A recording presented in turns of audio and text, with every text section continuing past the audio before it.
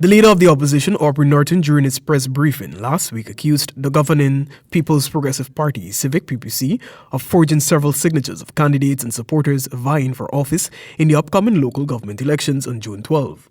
His accusations came 1 week after nominations day held on April 17.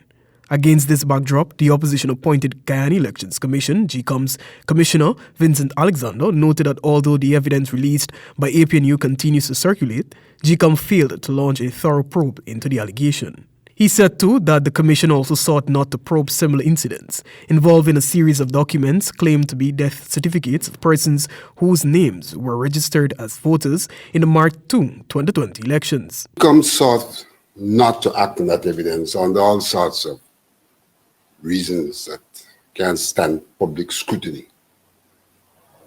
So it goes back to my earlier question about Gecom being, I would say in that regard, compromised. The commissioner further said that the evidence produced by the opposition was not merely documents presented, but credible verification of documents released to support the party's claims. Gecom could have sought to review its own operations to see if there were flaws in the system that allow that to happen, and therefore to correct the system.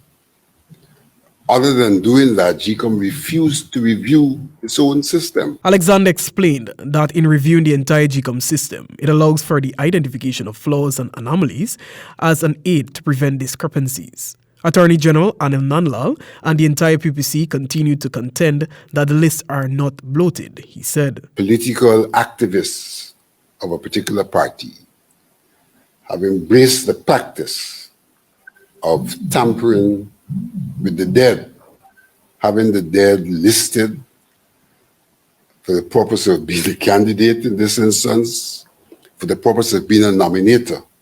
And one can well imagine, with that culture exposed, that those are the same people who would have tampered with the dead for the purpose of voting, as is evident. In a recently deleted Facebook post, the daughter of a dead Berbice woman whose identity and forged signature were used on nomination documents for a PPP candidate in the LGEs noted her disappointment and called for an explanation from the PPP. She later claimed that the Vice President, Barry Jagdeo, subsequently apologized to her.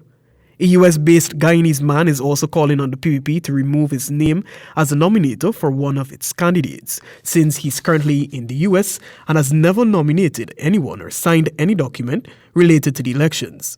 Reporting for the HP Nightly News, Joel Vogt.